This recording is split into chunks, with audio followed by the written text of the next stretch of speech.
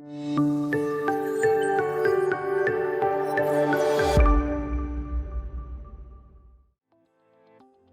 pagi anak-anak. Selamat pagi Bu Erna. Baik anak-anak, kali ini Bu Erna akan menjelaskan materi baru yang akan kita pelajari di semester ini. Di semester ini kita akan mempelajari tentang daur air. Kalian tahukah pentingnya air bagi kehidupan kita? Untuk mandi, Bu. Untuk minum kita Bu. Oh iya, bisa untuk minum hewan ternak juga. Untuk mencuci baju, motor, atau lainnya Bu. Wah, ternyata murid-murid ibu sudah paham ya pentingnya air bagi kehidupan kita ya. Pada saat proyek terakhir ini, kira-kira ingin membuat apa? Bisakah Bu membuat alat penjernih air supaya bersih airnya buat minum Bu? Karena air di rumahku agak keruh akhir-akhir ini. Setuju Bu, di rumahku juga. Wah, tentu bisa ya. Nanti kita akan cari bersama bagaimana cara membuat alat penjernih air. Ya, semua murid terlibat ya di dalam pembuatannya. Salam dan bahagia Ibu dan Bapak Guru. Selamat datang kembali di modul persiapan pembelajaran berdiferensiasi. Kali ini kita akan bersama-sama membahas materi tentang bagaimana melibatkan murid dalam pembelajaran di kelas. Sehingga membuat murid lebih dihargai serta menghubungkan materi pembelajaran dengan pengalaman kesehariannya sehingga lebih termotivasi dalam belajar. Seperti yang telah kita pelajari dalam topik disiplin positif, untuk mengembangkan lingkungan belajar yang aman dan menyenangkan, maka perlu praktik komunikasi yang positif. Oleh sebab itu, meskipun pada praktiknya kita menghadapi kebutuhan dan perilaku murid yang beragam, kita masih dapat membuka ruang komunikasi positif melalui manajemen kelas yang melibatkan murid dalam proses pembelajarannya. Seperti Bu Erna, kita banyak menemukan murid yang penasaran dan selalu bertanya. Ketertarikan murid merupakan peluang bagi kita untuk mengajak mereka terlibat dalam proses pembelajaran. Mengapa mereka harus terlibat? Pertama-tama, perlu kita sadari bahwa guru hanya sebagai fasilitator di kelas. Jika kita ingin membuat pembelajaran berpusat pada murid, maka libatkanlah mereka dalam prosesnya. Sehingga pembelajaran pun menjadi bermakna. Bu Erna di atas telah menyebutkan bahwa murid dilibatkan dalam proyek akhir pembuatan alat penjernih air. Selain itu, bagaimana cara lain untuk melibatkan murid? Adapun beberapa contoh bentuk perlibatan murid yang dapat dilakukan adalah 1. Pada tahap perencanaan. Menyepakati target dan tujuan belajar. Guru dapat mengajak murid berdiskusi tentang apa manfaat yang mereka dapatkan setelah belajar materi ini. Pengetahuan atau keterampilan terkait apa lagi yang ingin mereka pelajari. Menentukan sumber belajar termasuk langkah yang akan dilakukan untuk mencari informasi tambahan sesuai dengan materi dan tujuan pembelajaran. Menentukan produk dan format asesmennya. Apakah format asesmen berbentuk proyek, pameran, presentasi, memaparkan pemahaman dengan berbagai media seperti video, komik, gambar, voice note, tes tertulis, dan lain sebagainya. Cara dan strategi belajar. Pelibatan murid juga bisa dilakukan melalui berbagai cara dan strategi pembelajaran. Misalnya, diskusi. Mencari sumber belajar mandiri di mana setiap anak diberikan kemerdekaan untuk belajar dari sumber apapun yang terkait.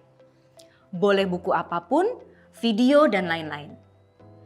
Termasuk kemerdekaan dalam memilih material yang ingin digunakan pada produk akhir. 2. Pada tahap pelaksanaan, guru membimbing untuk murid untuk menyepakati beberapa aturan.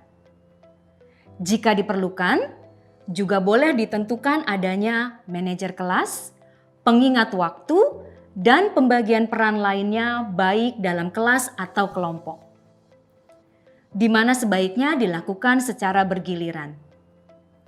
Sehingga setiap murid memiliki kesempatan merasakan peran yang berbeda. 3. Pada tahap refleksi, guru memberikan berbagai jenis asesmen seperti asesmen mandiri, asesmen berpasangan atau asesmen yang dilakukan oleh teman agar murid dapat mengevaluasi proses belajarnya. Murid dapat membuat dan memberikan umpan balik apa yang menurut mereka dapat dikembangkan dan tidak. Apa yang sudah baik dan membantu mereka atau tidak. Serta menyertakan mereka dalam perencanaan perbaikan. Sekarang, mari kita kembali yuk. Bagaimana Bu Erna memantik dan mengembangkan minat muridnya.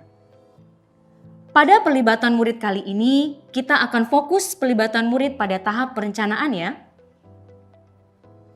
Bu Erna mengembangkan pemahaman bermakna murid dengan menjelaskan proyek ini dengan bahasa yang dipahami oleh murid.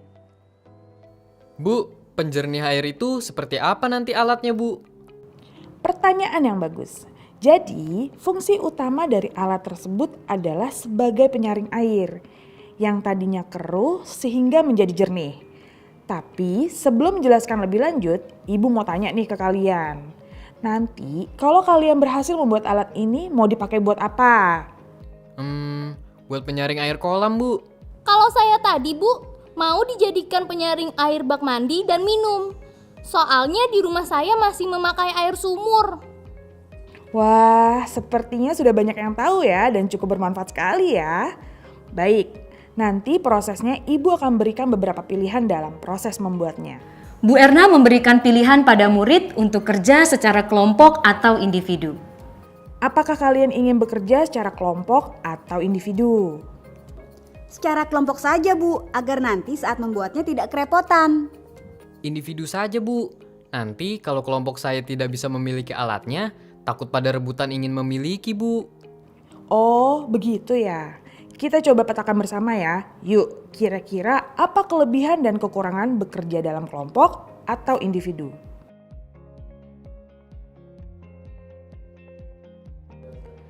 Bu, jadi saya mencatat ada bahan-bahan yang saya lihat di tempat penjernihan air tadi. Ada batu kerikil, pasir, arang, dan ijuk di tempat penjernihan air. Lalu, bagaimana cara saya menyusunnya ya Bu? Pertanyaan yang bagus, Dias. Sekarang Ibu mau tanya nih ke kalian semua. Menurut kalian, bagaimana cara kita mengetahui cara menyusunnya?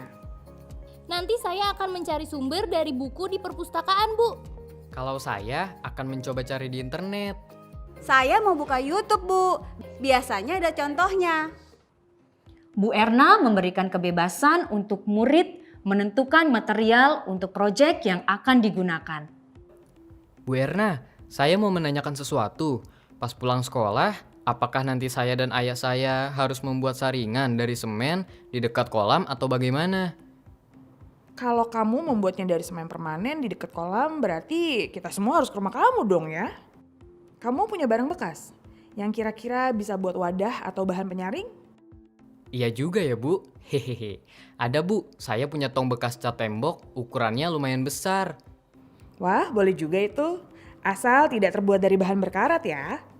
Oh, kalau begitu kelompok saya mau pakai botol bekas kemasan air mineral saja. Sepertinya lebih praktis dan hemat tempat. Anak-anak, coba kita ulangi ya langkah-langkah yang sudah kalian lakukan.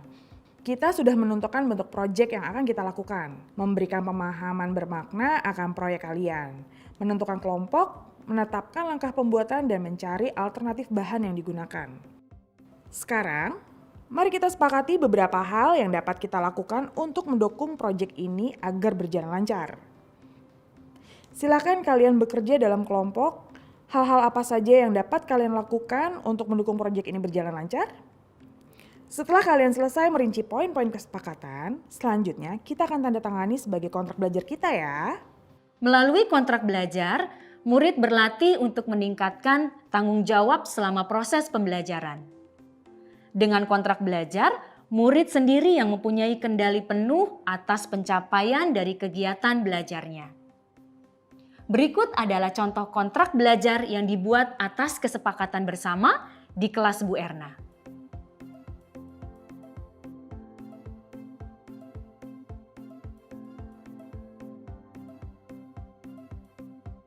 Sekian Ibu dan Bapak sekalian, terima kasih sudah bersedia belajar bersama. Sekarang giliran Ibu dan Bapak Guru mencoba mengaplikasikan dalam pembelajaran. Selamat belajar Ibu dan Bapak Guru hebat. Salam dan